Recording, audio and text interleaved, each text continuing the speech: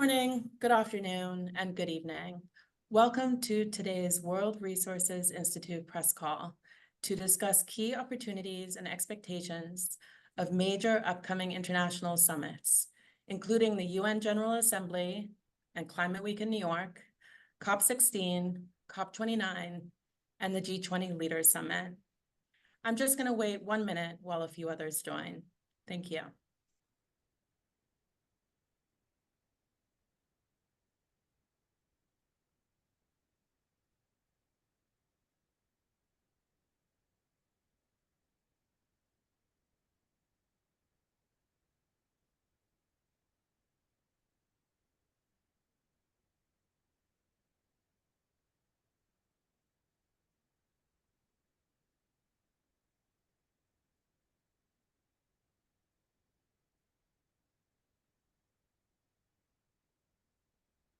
All right, let's go.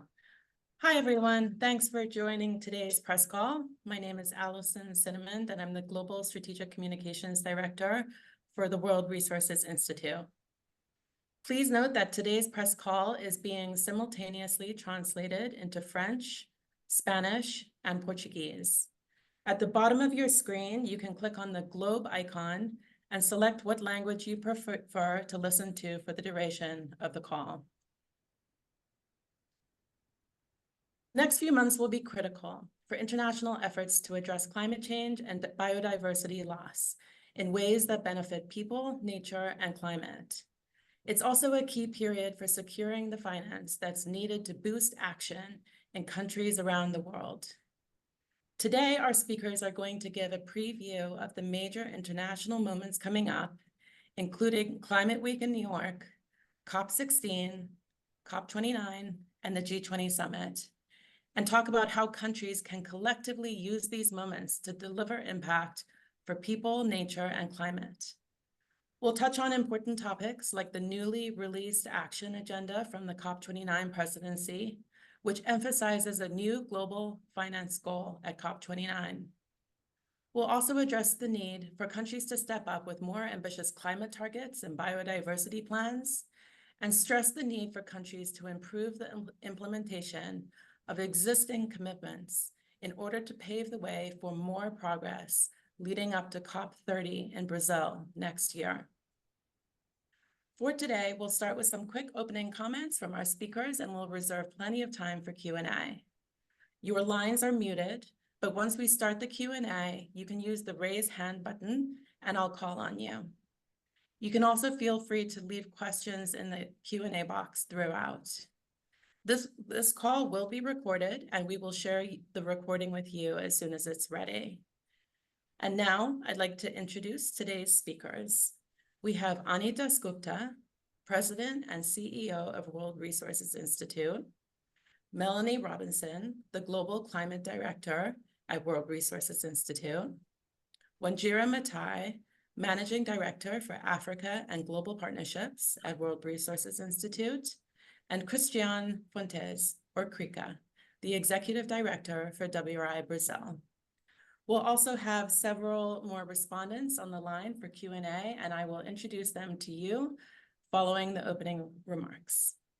And with that, let me introduce you to Ani Dasgupta, who will look at some of the big picture developments that we're watching and what's at stake as we move into the crucial summit season.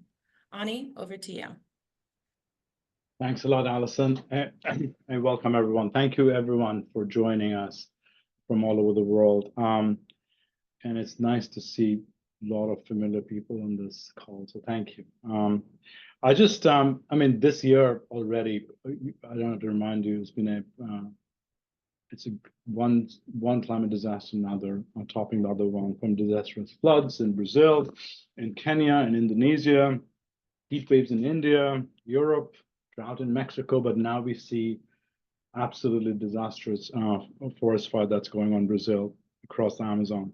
This is happening at 1.2 degrees roughly. Imagine the world if it goes even further. So for this not to happen, about 10 years back, exactly 10 years back actually, the world came together to come together on the Paris Agreement. that to reduce emission that's good for people, for the climate, but also for nature. And we are making, as you can see, not making as much progress. We are making progress, but not making it at all progress at the speed and scale that is needed. We absolutely need to find a different, a bigger path, a bigger story to connect. So what I want to highlight my comments is that, we're all getting ready for Climate Week next week. But Climate Week is just the beginning of a kind of 18-month journey of very many different gatherings that will take place. And we today want to highlight not only what these gatherings are, but most importantly, how these gatherings are actually built on each other and connected. For example, next week we will have Climate Week. We will have the Summit of the Future. Month after that, we have the Biodiversity COP in Colombia, the IMF and World Bank meeting pretty much at the same time, the COP29, the G20 meeting, and then finally the Belém COP.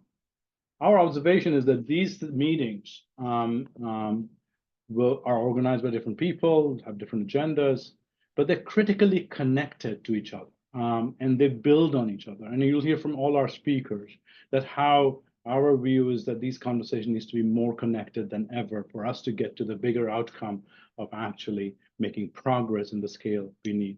Let me highlight 4 things we're watching for, and you'll hear from all our speakers that we think is critical in this trajectory of 18 months. One is finance, high quality finance. This is I think, year of finance, maybe 18 months of finance.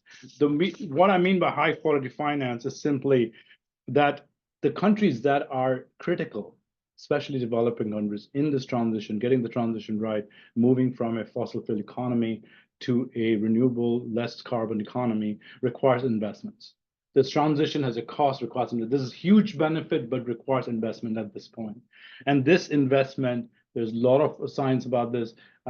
It's a significant amount of money that needs to come from outside these countries, both public and private capital. This is what we are watching for in this year.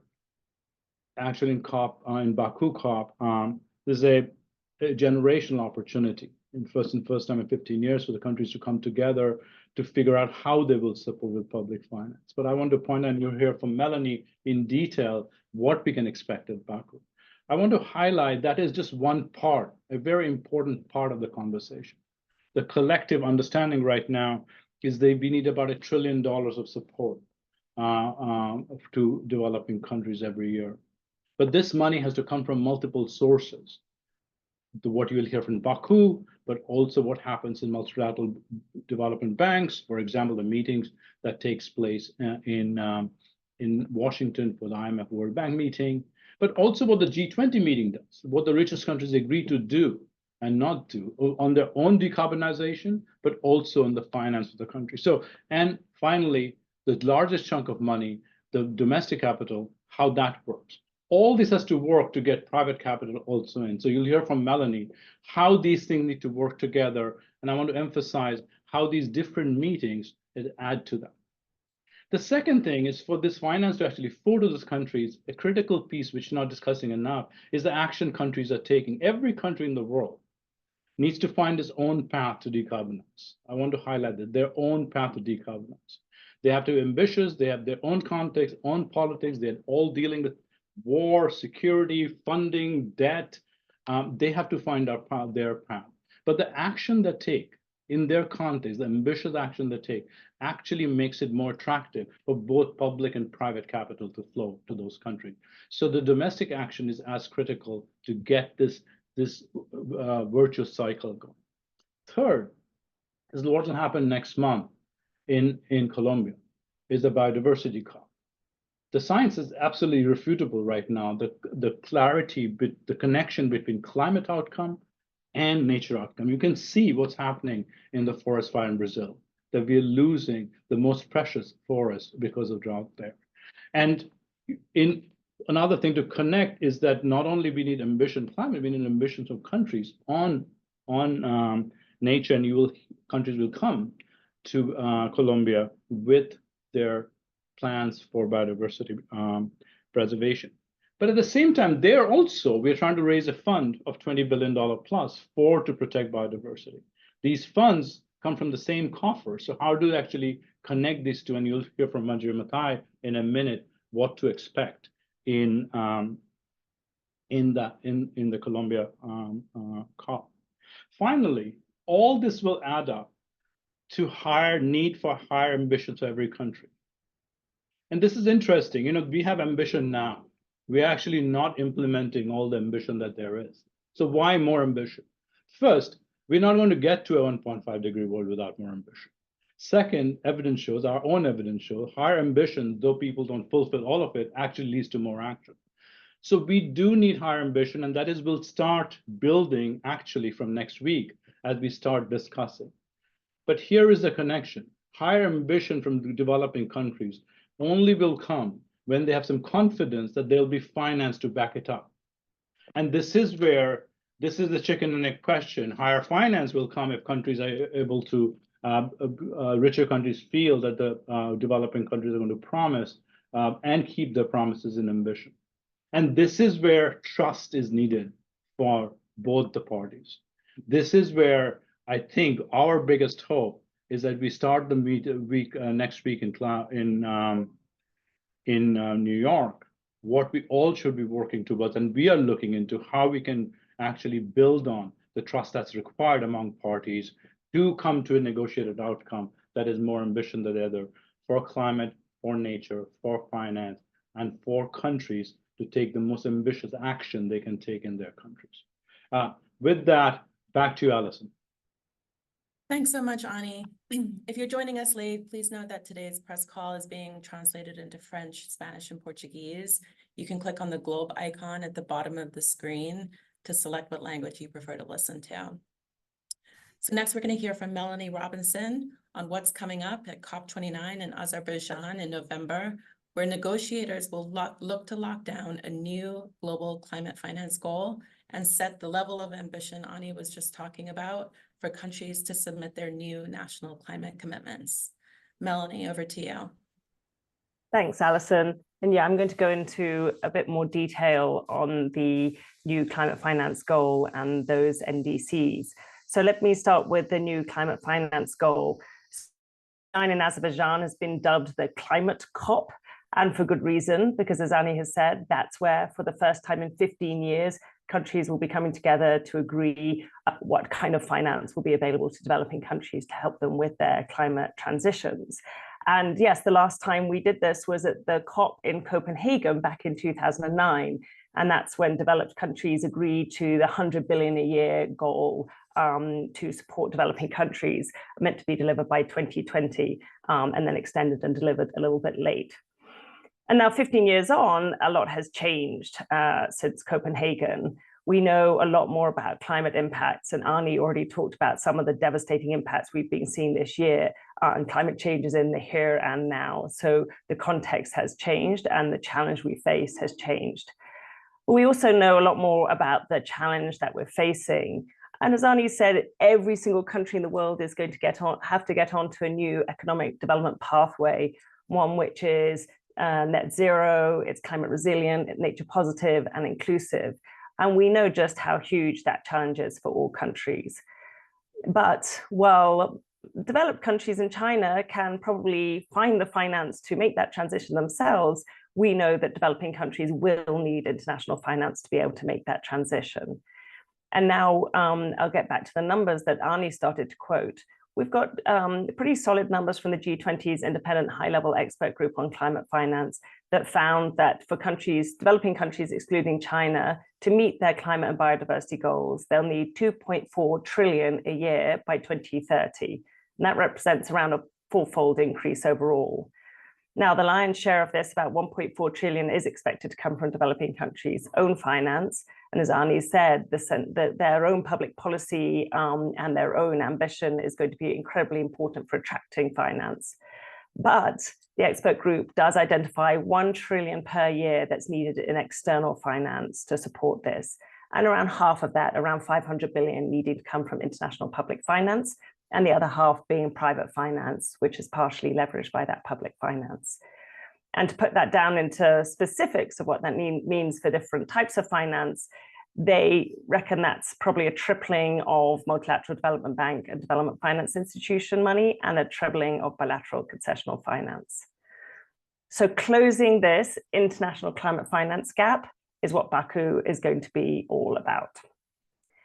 Now, for this finance COP, it will be a nail biter like all other COPs. I could predict that will be the case.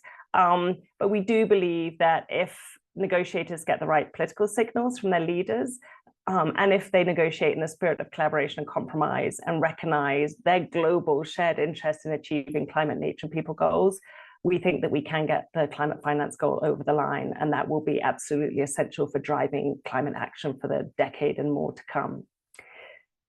But these climate finance negotiations at Baku won't be happening in a vacuum. To pick up on that message from Arnie, we know that negotiators will come with the political direction set by their leaders. And it's the conversations happening now in capitals around the world that are about to happen in the UN General Assembly, New York Climate Week, at the annual meetings in the G20. These really set the context and the drive for the deal that will take place in COP29. And when we think about that political context, we do think about the challenges that many countries are facing, that countries feel fiscally constrained, that there are many other calls on political leaders' attentions, from elections that have been happening around the world to the ongoing conflict, sadly, in Ukraine and Gaza, and other domestic concerns. But as political leaders think about the place of climate action and climate finance in their priorities, we think that the case is extremely clear, that this is the big structural challenge that they're facing and that is getting worse and that needs action. And we think the economic case is clear. As they look at the finance goal, yes, there's an investment that's needed, but it pays back many times over. That investment pays back the avoided costs that will come to every country in terms of climate impact, direct impacts on them at home. The avoided costs that also come from abroad through food and fuel price increases, conflict, migration, and more. It can provide better and more sustainable growth, create jobs, bolster new economic opportunities, improve energy and food security, energy security. The evidence on this from WRI's work and more is clear. And with the right focus on supporting citizens through the transition, investing in the climate transition can also improve social outcomes and find broad public support. So if leaders can be convinced of that case and convince their populations, they can give strong signals going into Baku and to the wider set of agreements that we need over 16 months.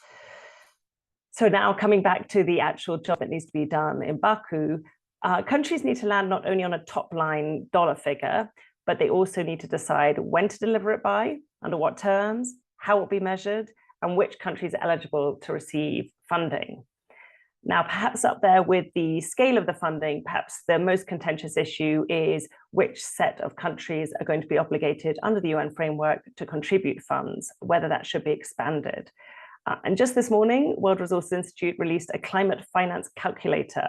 And this allows users to create scenarios based on a variety of economic and emission factors to indicate how responsibility for climate finance could be allocated across countries.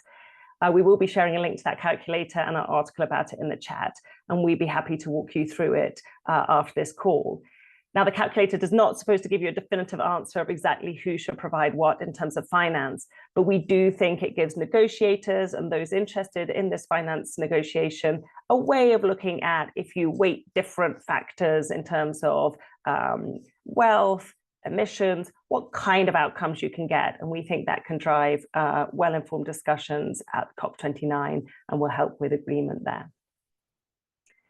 I do want to flag briefly while we're on Baku on the finance discussions that this is also the moment when we need to kickstart the process for scaling up financial pledges for the fund for responding to loss and damage. Now, we've seen good progress on setting up this fund and getting it running over the last couple of years, and COP29 is an opportunity to demonstrate that this fund is now getting into full swing and will soon shift from getting support out of the door as part of the mosaic of responses to loss and damage. I've focused here on the NCQG and a little there on the Fund for Responding to Loss and Damage, but I want to pick up on this message that the finance outcome at COP29 and a strong finance outcome there will be a cornerstone of a much broader international finance set of reforms that we need to support countries to be able to take that inclusive net zero resilient future and protecting nature forward. So we need to look at how all these different elements come together. We need to look out for the reforms of the development and climate finance system that will be agreed through the IFI, through Brazil and South Africa's G20, through the Finance for Development meeting in Madrid next year, and COP30 and more. And so when we look at this broader set of financing goals, I just want to flag 4 that we should be looking out for. First is reforming the international financial institutions. These are the source of significant flows to developing countries. And as I said, the G20 expert group think that these flows need to treble. So these meetings are going to be really important places where shareholders should be agreeing shifts in strategic direction and increased resources to support country transitions, maximizing capital efficiency and use of SDRs, increasing concessional finance, including through the replenishment of IDA, which is just coming up, and importantly, recapitalizing the multilateral development banks. Second, and related, since the MDBs have such a role in mobilizing private finance, finding ways to mobilize more private finance to invest in a way that's more aligned with developing countries' climate, nature, and people goals will be one to watch. Thirdly, through those 4, we'll be looking for ways to more systematically deal with the unsustainable debt burden that many developing countries are now facing. And those conversations will be taking place in the G20, in the MDBs, and more. And finally, this question of domestic resources, and there'll be conversations in those same fora about how do we boost domestic resources through boosting tax revenues, stopping subsidizing the things that are harming people and planet, like fossil fuels, and where possible, introducing carbon taxes and redirecting those resources to actions that protect our future. So just to finish up on the finance picture, we do need to see strong commitments in the NCQG and through these other fora in the next 16 months. And this will allow us to get a purposeful, integrated approach across all sources of finance, public, private, domestic, international, using their complementary strengths to really unlock investment at scale behind developing countries' own transition plans. I'm going to turn now, perhaps more briefly, to nationally determined contributions, because in addition to finance, COP29 matters because it comes at a time when countries are pulling together their next national climate commitments. And these are the cornerstones of country strategies for transformational change. So you'll know that under the Paris Agreement, countries are required to put forward stronger plans, known as nationally determined contributions or NDCs, every 5 years, with the next round to be submitted just a few months after COP29. February is the deadline. So this makes the UN summit in Baku a critical moment for setting expectations for what the next generation of NDC should aspire to. And it's a prime opportunity for high ambition countries to show their cards, and by doing so to encourage their peers to come forward with ambitious NDCs as well. Some countries have suggested they may come forward with NDCs at COP29 or soon after. The Biden administration has said that the United States' NDC will be completed by the end of the year. And the troika of COP presidencies, that's Brazil, UAE, and Azerbaijan, have indicated that they'll submit their NDCs during the COP in Baku. I just saw in a speech from the UK's Foreign Secretary that they may also be bringing theirs forward. Others may be on their way. So while 2025 is when many NDCs will come, the next wave of the next generation NDCs may well be in 2024. And these new commitments need to include emission reduction targets for the year 2035. And you'll know that that year is well on the way to mid-century. So this is an opportunity for us to see how far countries are on track for the 1.5 degrees warming that we want to keep within reach, because you'll be able to see what is the ambition that they've got for 2035 and look at that against the 103 countries that WRI's Climate Watch data tells us have already set net zero targets, with many of them aiming for around 2050. As well as setting top-line emission reduction targets, this is a critical moment for countries to follow through on those commitments they made in last year's global stocktake in Dubai by setting sector-specific targets, such as targets for increasing renewable energy, energy efficiency, clean transport, and forest protection. These ambitious climate plans with clear sectoral targets will send strong signals to investors and finance providers that governments are committed to bold climate action. So this is back to the point Arnie made. These things relate. An ambitious NDC with clear sectoral goals backed by strong public policy allows finance to flow to countries. And when countries can see international finance is going to support them, they feel encouraged to come forward with ambitious plans. So over the next few years, next 16 months, those conversations happening in these international forums, building confidence finance will flow, showing other countries being ambitious, knowing that if you're ambitious and have the right public policies in place, finance will come. That will create this virtuous circle that we're looking for. I'll leave it there, Alison. Thanks so much, Melanie. We're now going to turn to Wanjira Mathai. She's going to give us an overview of what we're expecting from the COP16 Biodiversity Conference coming up in Cali, Colombia this October, where countries will work to turn landmark global agreements to protect and restore nature into action. Over to you, Wanjira. Alison, thank you very much. And Annie and Melanie, as you can hear at WRI, we are constantly trying to get ahead of what is a clear and present danger. I want to particularly underscore that a lot of this has to be with the greatest of urgency at this moment, because in many ways at WRI, the future is now. We are working because the impacts of this devastating shift, the context and the present reality of climate is actually wreaking havoc. I am a resident of Nairobi, Kenya, and we have seen firsthand in the last year just how devastating climate change can and will be. We know that things will get worse, and biodiversity and nature will be in many ways the biggest casualties, and yet they represent some of the most important cushions for us as a human family to be able to keep ourselves in this increasingly unlivable planet. So everyone in our communities across the board, especially in Kenya, for those of you who followed the floods, those were the worst we've ever seen in decades, actually, and resulted in some of the devastation across the board, across socioeconomic status, livelihoods, and properties were destroyed. We saw significant fatalities, over 100,000 households affected, and this is just from one event. We see that happening across different countries, sometimes like in Nigeria, floods and droughts happening at the same time. The devastation as well to development infrastructure. You heard from Melanie just how big a balance this has to be, development, but also about mitigating and adapting to the impacts of climate change.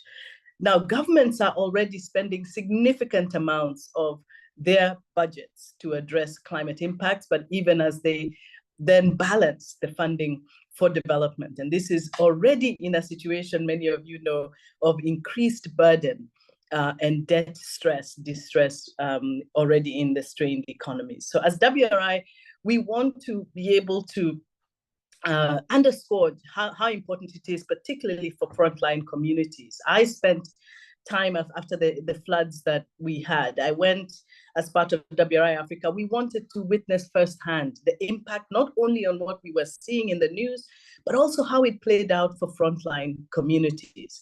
And of all the devastation we saw in the news, going to the ground, a few things were extremely stark. The role of nature, particularly bamboo along the riverine areas, was some of the most important structures in saving lives. These are elements of nature which saved people who held on and were rescued by their communities long before any humanitarian support arrived. Thinking about what's at stake for nature this year, we have to remember everything from that level of community resilience up to the important forest and biodiversity systems that cushion all of us globally. Now, the combined crisis of nature loss and climate change threaten all of us.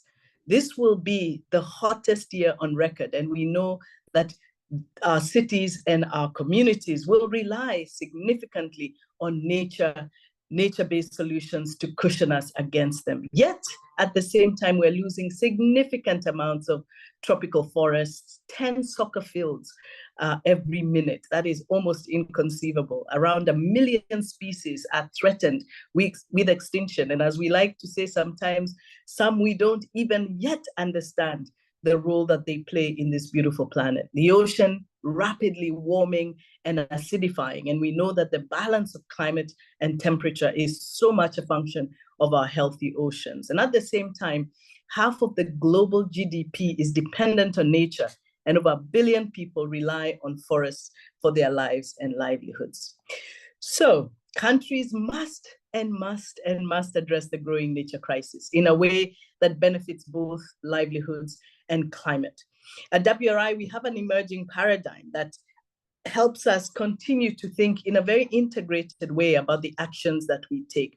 We believe it captures the spirit of what we must, all of us, lean into. We call it produce, protect, reduce, restore, transforming how we produce our food, protecting our remaining ecosystem, restoring degraded ecosystems as fast as we can, and of course, reducing the demand for land-intensive goods. Reduce, protect, produce, protect, restore, reduce. We know some progress is actually happening, which we've seen that strong policy enforcement and political leadership both work. Countries like Gabon and the Republic of Congo have kept incredibly low deforestation rates over the last 10 years. And these have cushioned these countries significantly. And I would argue globally, the role that they play in keeping our climate in balance. And over 30 African countries have committed to a movement to restore 100 million hectares of land by 2030. And thousands of tree-based local entrepreneurs and smallholder farmers are running and championing this and leading a movement across the continent. The challenge is greater than it's ever been. That's the truth. And yet we are still seeing too little global action, as both Annie and Melanie have pointed out. Parallel conversations on nature and climate, and I would say development, have got to be connected. COP16, therefore, the COP in Cali next month, will be a crucial moment in spotlighting nature, in reminding us of just how important it is in the climate development nexus, and the fact that as WRI, the theme is really important, making peace with nature. This offers a profound call for us to rethink our relationship with the natural world. Colombia intends to unite the agendas of biodiversity, environmental protection, climate change, with peace and human rights. This is crucial. This is extremely important at a time when we need to start making the interconnections of how each of these systems are affecting the other. This theme invites us to move beyond the superficial commitments and embrace a deeper transformative shift in how we interact with nature. I will be representing WRI at a high-level event at the Colombian Pavilion at the invitation of the Ministry of Environment. This will be a session that is especially celebrating the interconnectedness of a lot of indigenous and local community cultures in Africa with peace and nature. The session will demonstrate the connection between nature and people. It's actually called Voices from Africa, Making Peace with Nature.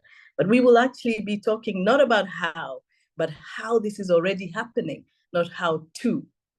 And historically, communities have lived in perfect harmony with nature, and we want to learn from that wisdom and bring it right in. All solutions will have to come into play. So COP16 will actually be the first time countries gather to focus on nature since reaching the landmark Global Biodiversity Framework in Montreal 2 years ago, where there was an agreement to protect at least 30% of the world's land and water and restore 30% of the degraded areas. So this year, it's time to deliver on that promise. Action will be the focus. This COP is about turning that agreement into action and beginning to track action around the plans that countries have, the finance, the policies that are being put in place to realize these ambitious plans.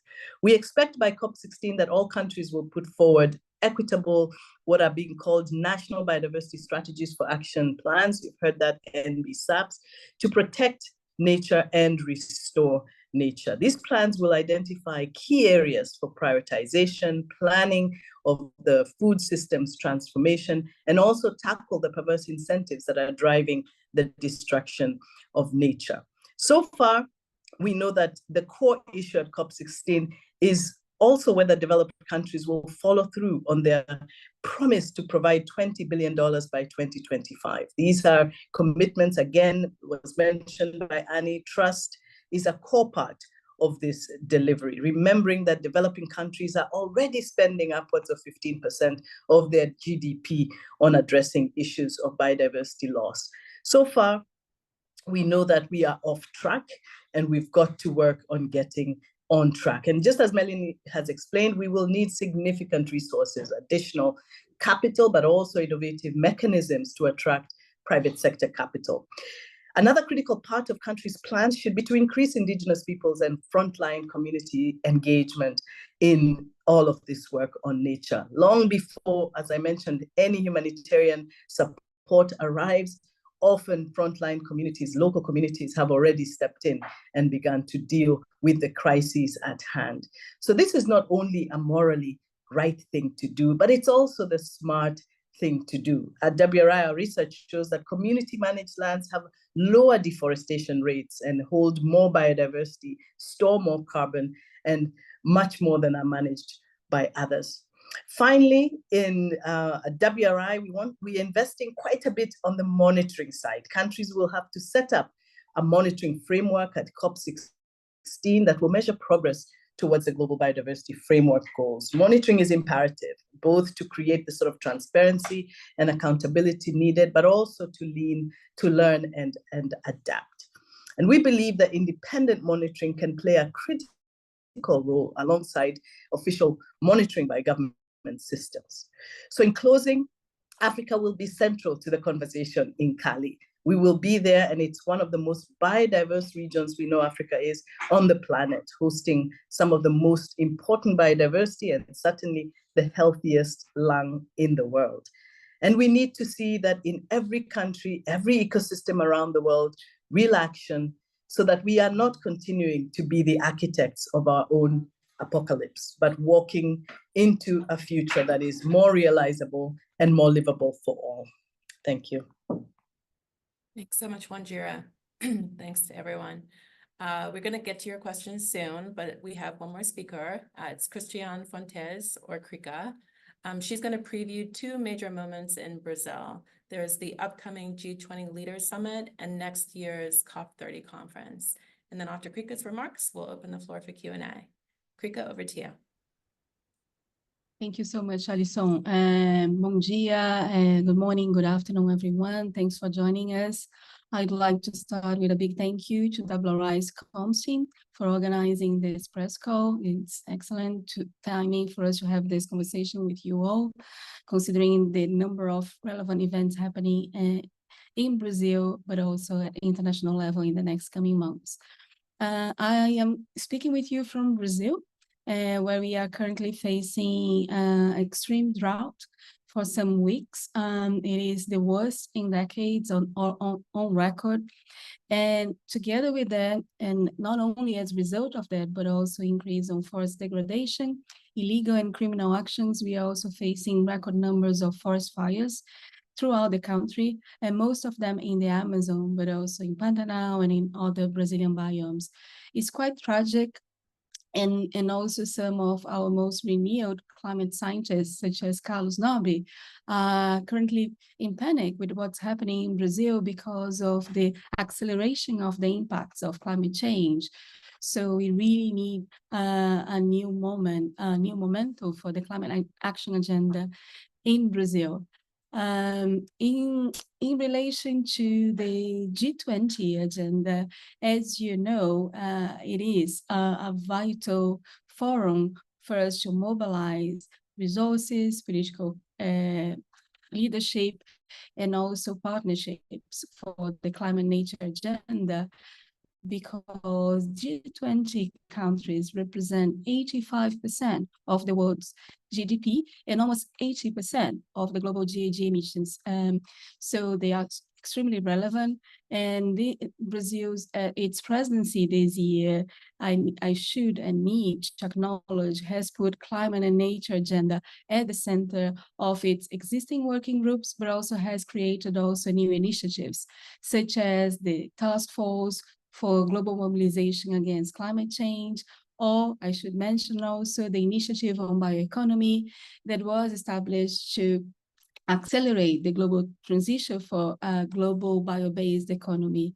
And something else that's super relevant for Brazil's and for Lula's president is the Global Alliance to Fight Against Poverty and Hunger, in which climate resilience has now also been part of So having said that, in relation to WRI's expectations to G20 negotiations, I would like to highlight 3 points. The first one is on action and ambition. We expect that G20 is able to secure a roadmap for us to advance just national transition plans and country platforms aligned with Paris Agreement goals. And also that we are able on finance to secure structural change on climate finance, the public and private ones, and also structural reforms on the MGBs, the multilateral banks, as well additional funding for the climate nature agenda coming from these banks. And last, but not least, it's really important that we are able to, and this is something that Brazil has been talking quite frequently in the G20 negotiations, is to facilitate access to lower and middle income countries, access not only to the climate finance, but also to development finance, and not only to the mitigation agenda, but also to the adaptation agenda, considering the number of climate extreme events that we are facing, not only in Brazil, but also in different regions of the world, as Munjira was mentioning what's happening in Africa. We also consider quite important that G20 leaders secure and reinforce the COP28 commitments for us to transition away from fossil fuels and not to backtrack from this commitment. And it's really important commitment for us to have as part of this year's negotiation. In relation to what comes next, in relation to this agenda, we have the G20 some leader summit happening in Rio, and this coincides with the next climate conference. But prior to that, we have a really important meeting from the World Bank with the climate and finance ministers happening in October. So I think it's another opportunity, and coming sooner, that we have to ask where they are in terms of the status of these negotiations. In relation to COP30, the road to COP30, it's important to say that Brazil is part of the Troika and is very committed with the mission 1.5, together with Azerbaijan and Saudi Arabia, and also that Brazil, so here we are talking about, once again, about more climate ambition from more robust indices coming from key countries, but also more finance secured to developing countries. But I would also say that what's going to happen in Belém next year depends a lot of what's going to happen in Baku late this year. Considering the best case scenario, in which we have a new robust, ambitious climate finance goal announced, and that we have key countries really committed with more ambitious indices by early next year, the focus of the COP30 would be on how we implement and make use of those resources announced, so how we implement more ambitious plans between the end of this decade or by 2035. But I think there is loads to happen between now and the end of this year, the next climate conference. Something that's, I think, become new and really important and also challenging for Brazil is how Brazil is going to be leading by example, considering what's happening in Brazil and all the challenges that we have, not only at the government at federal level, but also the coordination or lack of coordination with state governments, but also the challenges that we face with Brazilian Congress. And I stop here. Alison, over back to you. Thank you so much, Rika, and thank you to all of our speakers. We're now going to be able to take your questions. I just wanted to flag that we have 3 additional speakers. We have Crystal Davis, the Global Director for the Food, Land, and Water Program at WRI, David Wasco, the Director of International Climate Action, and Gaia Larson, the Director of Climate Finance, Access, and Development. When I call on you, you can unmute your line. Please introduce yourself and state what outlet you represent and who your question's for, or I can direct it accordingly. And one final note before we get started, WRI has 501c3 tax status, which means that we can't provide a comment that would imply endorsement or opposition to a candidate for a political office or a campaign. So as such, our speakers will be limited on what we can say about the US election or any other ongoing campaigns. And just a reminder, we'll be sharing a recording of this later today. So with that, let me jump into one question that came in advance. This question is on the COP29 negotiations. What will be the main sticking points in the formal negotiations at COP29?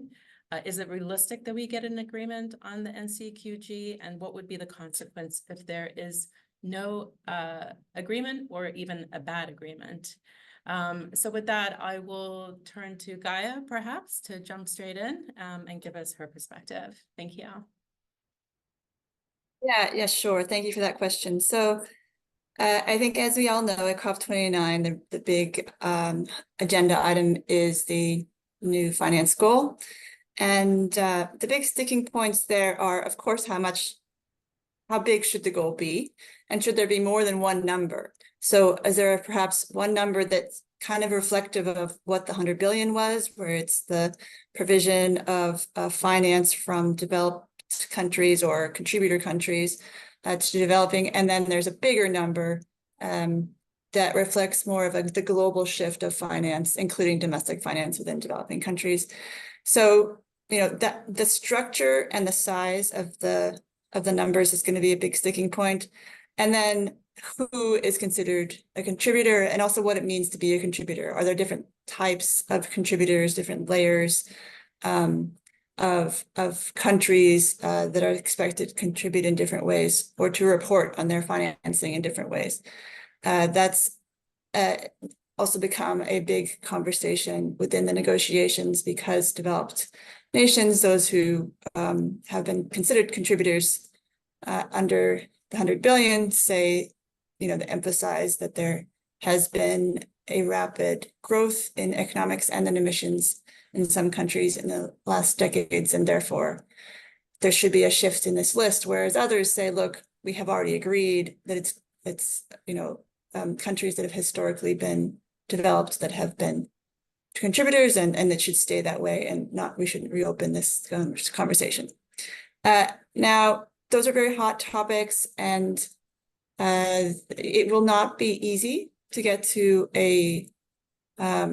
agreement, but I also don't want to say that it's not possible. It's absolutely possible, I think, because there is an understanding amongst many that this is really politically important for the rest of the agenda that we have been discussing today, including the submission of strong NDCs from those countries where external finance is important.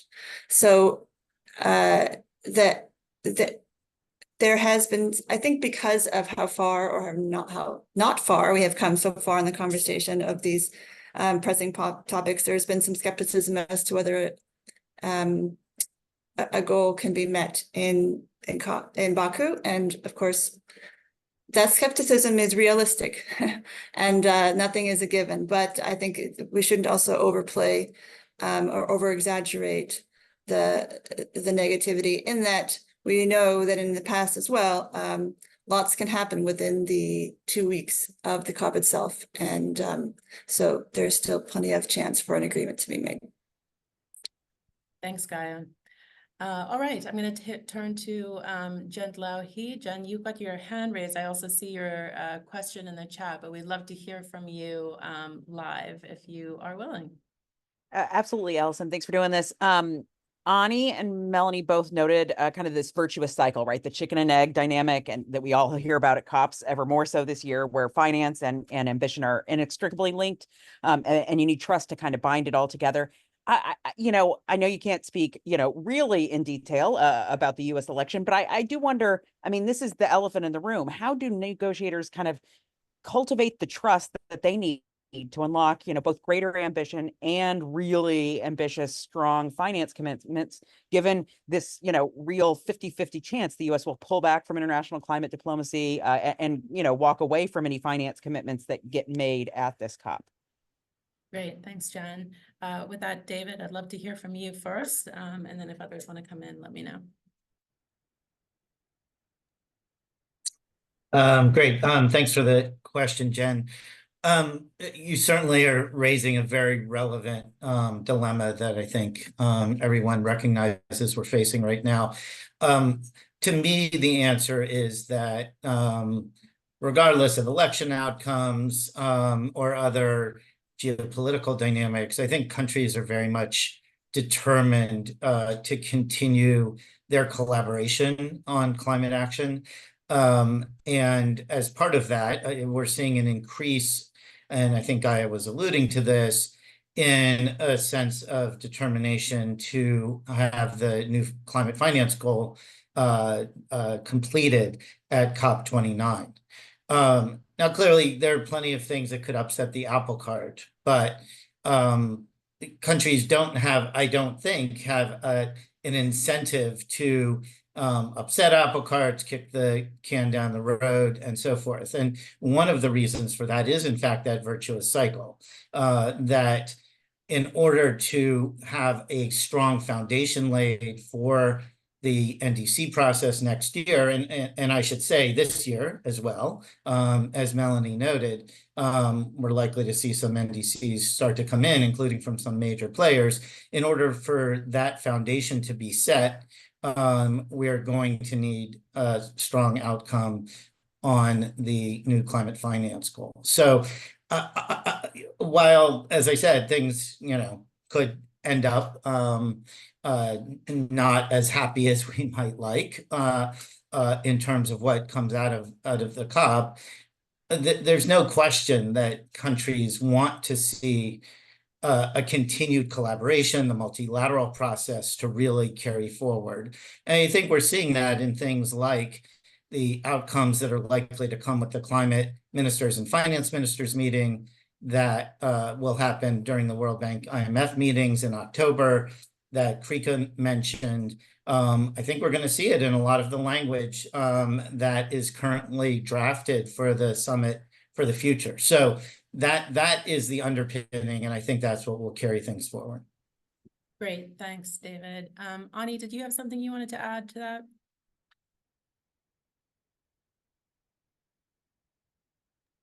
Sorry, I got muted. Jen, I think this is an excellent question. I just want to add two thoughts to David's very good response to it. One is, I think the United States is a very, very important part of the solution. There's no question about it. We can't overemphasize it. At the same time, United States in recent past did step away from the Paris Agreement. That didn't collapse the Paris Agreement. Actually, I feel countries are thinking about it as you and I are thinking about it, what will happen if that, I hope that doesn't happen, but countries are more ready than they were. They were very surprised last time. I think David's point is absolutely right. I think countries are thinking about how to go forward. I just want to emphasize one thing I said. I think what rich countries or G20 does, both in finance and on their own ambition, how ambitious they are in their own plans, actually will provide a very positive signal to the trust building exercise, and all the convening that's happening from now on, and convening we are part of and others, is towards this series of signaling from richer countries and developing countries about ambition and finance. And we will see that, and we are trying to do everything possible to actually increase this signaling from both parties. Thanks. Thank you so much, Ani. All right, Megan Rowling from Climate Home News. Nice to see you. Let's hear from you. Hi, yes, thanks everybody. Yeah, just in terms of the continuum, and Annie, you were saying right at the start that it's important that all these meetings and gatherings and talks feed into each other to create the momentum on things like finance. I'm just wondering, I think the first question I've got is for Wanjira. I'm just wondering, we're very used to saying what's a measure of success from a climate COP, less so on nature COPs. I'm just wondering what your, how you would assess COP16 as having been successful, and what we should look for there. And then whoever wants to answer, what would be useful in terms of throwing forward from COP16 to COP29, because it's quite difficult to make links between these processes. And although, you know, we've heard a lot more about forests and so on at climate COPs, what can be done to strengthen those linkages? Thanks. Thanks so much, Megan. Wanjira, would you like to come in? Yeah, thank you. Thank you, Megan.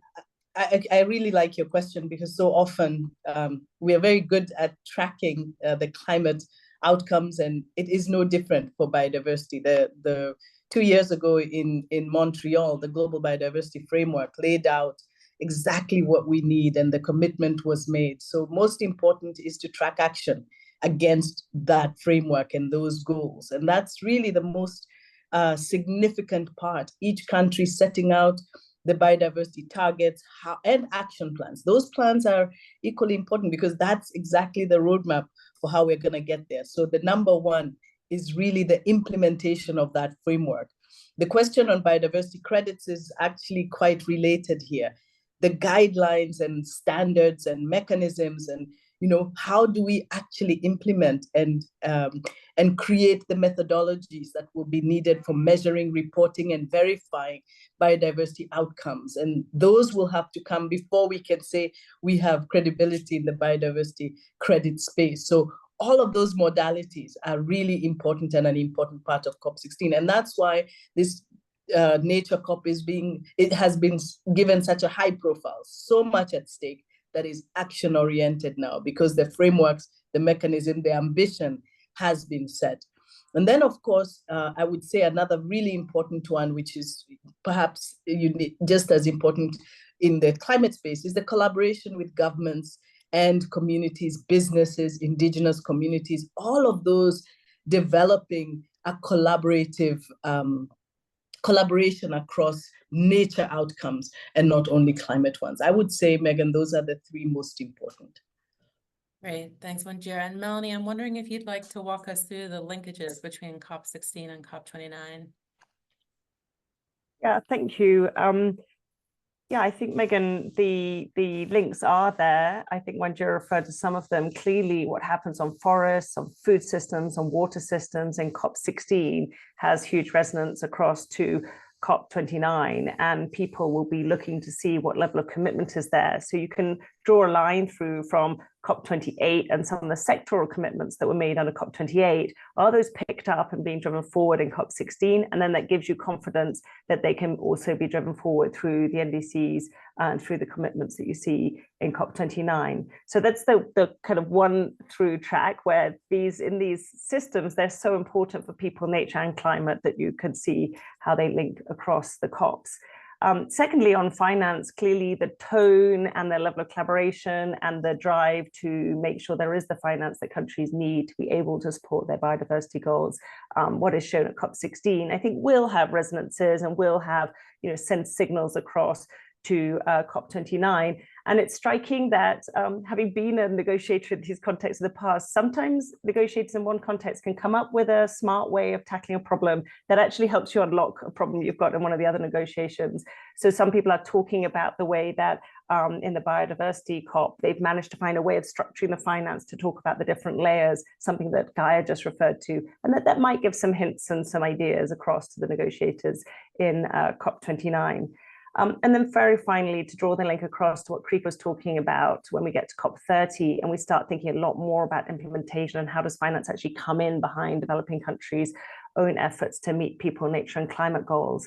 This is where the integration is going to become really meaningful, because countries actually are going to try and take what's in their NDSAP and what's in their NDC and even their national adaptation plan and integrate those into their core national development planning and sectoral planning. And these issues will actually come together, and finance will in reality come in, public, private, national, international finance come in behind an integrated set of goals if countries are doing that well. And we're already seeing some countries start to demonstrate what that looks like. So time goes on, we get closer and closer as we think about the links and the integration.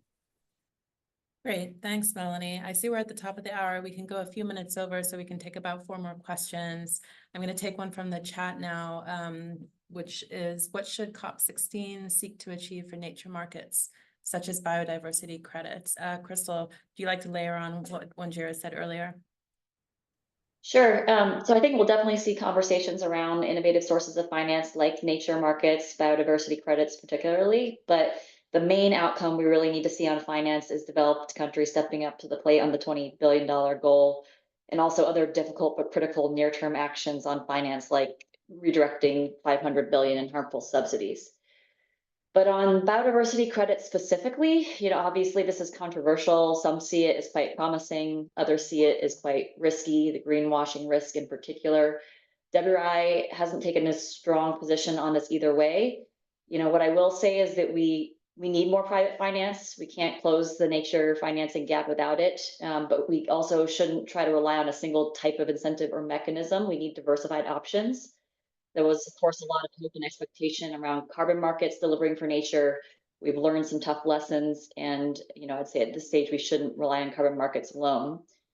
The biodiversity credits issue, raises concerns around fungibility, a lot of the credibility issues that have plagued carbon markets. So one thing I think is clear is that we shouldn't try to design biodiversity credit markets in the same ways that we have designed carbon markets. We've learned some useful lessons there. And ultimately, biodiversity credit markets aren't going to deliver the money we need this year or next. So we also need to look at other ways to unlock private finance through, for example, government rules and regulation. Great. Thank you, Crystal. All right, 2 more questions. Sarah Schoenhart from E&E News, I see your hand is up. Would you like to go ahead and ask your question? Sure, thank you. And thanks everyone for doing this. I'm curious what we could expect to see out of Climate Week and UNGA that might move the needle on the issue of climate finance. I get the impression there's still quite a large divide here. So just in terms of the sequencing, what signals could we see coming from that gathering that might start to coalesce around an outcome on finance? And then maybe for Ani, because he mentioned the G20, what do you think the BRICS or some of the emerging economies in the G20 could do to build trust and show that they're maybe taking a lead on ambition, to your earlier point? Thanks. Thanks, Sarah. Melanie, why don't we kick off with you on Climate Week and finance, and signals that might come from there, and then I'll pass to Ani. I'm sure you'd like to layer on and answer the other question. Thank you. Thanks, Alison. Yeah, I'll refer back to the comments I made before that really where you've got the political leadership, I think that's an opportunity for them to use Climate Week, to use their speeches and public pronouncements, even announcements, to show that they understand and that they want to find agreement on climate finance. They understand how important climate finance is for developing countries to make the transition, therefore for us to meet our 1.5 and our people, nature and climate goals. So I think that political signaling can make a difference. And in those meetings that will be happening in the margins at UNGA and during Climate Week, for leaders to build confidence among each other that they are looking to make that deal and to send that signal to their negotiators. So that's at the political signal level.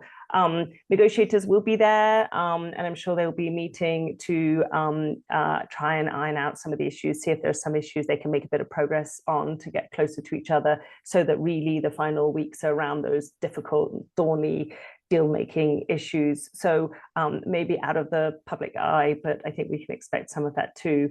And finally, I'm expecting with New York Climate Week, with so many private sector actors, for signals to be coming from the private sector about their willingness and keenness to invest in transitions in developing countries, and indeed sending signals about what they need to see from developing countries for that finance to flow, so that confidence building up between developing countries and private financiers that there will be finance on the table for those who show high ambition and have the right policy frameworks in place. Great, thanks, Melanie. Ani, if you'd like to build on that, and then also come to Sarah's latter question.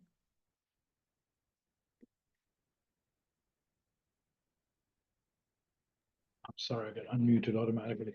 Sarah, a very, very good question. I just want to respond to the part on G20 that you asked. I feel, and I think we all feel, G20 can play a very important role for multiple reasons. One is exactly for the reason you mentioned. It has a group of G7 rich countries and also the very important large middle income countries. That, those countries for our thinking is critical for this transition. These are the countries like Brazil, India, that have, the largest populations, largest potential carbon, and the biggest challenge of development versus climate action. So what these countries do matters a lot to the world. And I think G20 is a fora because it's smaller, because it's the head of state level fora that, as you can hear from all of us here, we strongly believe, and we have talked about this throughout last year, that what's happening in domestic politics and the pressures these leaders are facing domestically matters a lot about what they're doing or not doing globally in fora. So this is the place where ambition, both financial ambition and local domestic climate ambition, actually comes together and come together for the BRICS or basics to show that they are willing to take ambition action. Again, one example, Sarah, is in India G20, one of the more surprising outcomes was actually agreement on not only finance, but actually agreement ambition on a tripling renewable, doubling efficiency. That actually was directly the language in the COP outcome. These are the kind of things that can happen. That's why I emphasize the importance of G20 about what ambition they put on the table and how that carries through. I also want to point out this is where richer countries, G7 plus countries, actually put together what kind of financial ambition they're thinking about. So I think these are connected. The point I think we want to make, this and what happens in the IMF World Bank meeting about how the global financial architecture will work, what will happen to private capital, these are the things we hope we can help connect more. So the financial story that comes out in Baku is not just about the NCQG, but NCQG in the context of all these other pieces. Thank you, Alice. Thanks, Ani. All right, I'm just going to take a question from the chat here. The question is, do we have confidence that Brazil, as the COP30 host and a major fossil fuel producer, will make phasing out fossil fuels a central pillar of its presidency? Their anticipated NDC is said to be less than ambitious. Can we expect them to show greater leadership on climate between COP29 and COP30? The question is from Nick Perry from AFP, and Krika, I'm wondering if you'd like to come in here, please. Yes, thank you, Alison. This is one of the dilemmas that Brazil has to deal with now that's developing its series of new climate policies, and they are to be announced between the end of this year, early next year. Brazilian civil society is starting to question this more widely and bringing to the table also alternative proposals, such as the ones that reduce actually oil production and oil investment in the country or from the country in the next decades. I think this is still at play and under negotiation, so we need to see how it comes. But actually something that Lula has been questioned more and more, because it's not a project led by the Minister of Environment that's in charge of this new climate plan that gathers, sectorial plans from different ministries, but it's coming more widely. This is coming more widely from the president's cabinet and also for Petrobras, Brazil's oil production company. Thanks, Krika. All right, I have one final question here.